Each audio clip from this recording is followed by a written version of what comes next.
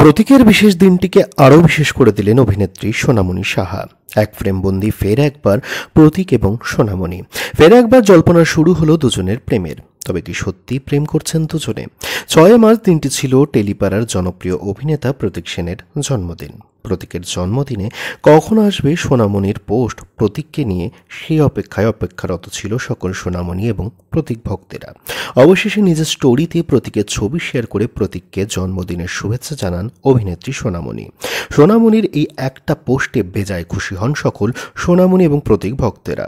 তবে শুধুমাত্র স্টোরিতে প্রতীকের ছবি পোস্ট করেই থামেননি সোনামণি। প্রতীকের সঙ্গে আরও একটি ছবি প্রকাশ করেন নিজের সামাজিক মাধ্যমে সোনামণি। নিজের সামাজিক মাধ্যমে ছবিতে হাসি মুখে ধরা দেন দুজনেই।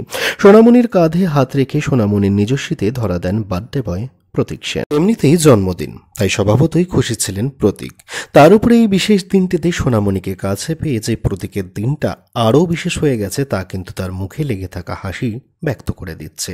হোলির পর প্রতীকের জন্মদিনও দুইতে ধরা দিলেন একসাথে, ফলে স্বভাবতই ফের একবার উস্কেছে দুজনের প্রেমের জল্পনাটাও। বাস্তব জীবনে প্রতীক এবং সোনামণি একে অপরের সাথে প্রেম করছেন কিনা বা সম্পর্কে রয়েছেন কিনা এ বিষয়ে কিন্তু পোক্ত কোনো রকম প্রমাণ নেই। তবে দুজনকে একসাথে যে দেখতে পেয়ে বেজায় খুশি হয়েছে দুইয়ের ভক্তেরা, এই বিষয়ে কিন্তু কোনো রকম সন্দেহ নেই। দুজনকে এক ফ্রেমবন্দি দেখতে পেয়ে তাদের সামাজিক মাধ্যমের কমেন্ট সেকশনে কমেন্টে ভরিয়ে দিলেন তাদের সকল অনুরাগীরা। চলুন জেনে নিই কে কি লিখলেন এই দুইজনের উদ্দেশ্যে।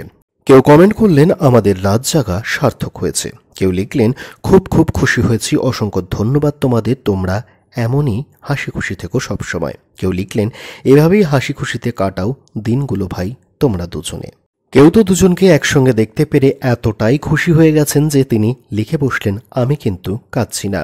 এমনিতেই প্রতীক এবং সোনামণির জুটি খুবই পছন্দের সকলের কাছে। তার উপর এমন বিশেষ দিনে দুইতে একসাথে যখন ধরা দিয়েছেন, তাদের কিন্তু দেখে আরও খুশি হয়েছেন সকলে।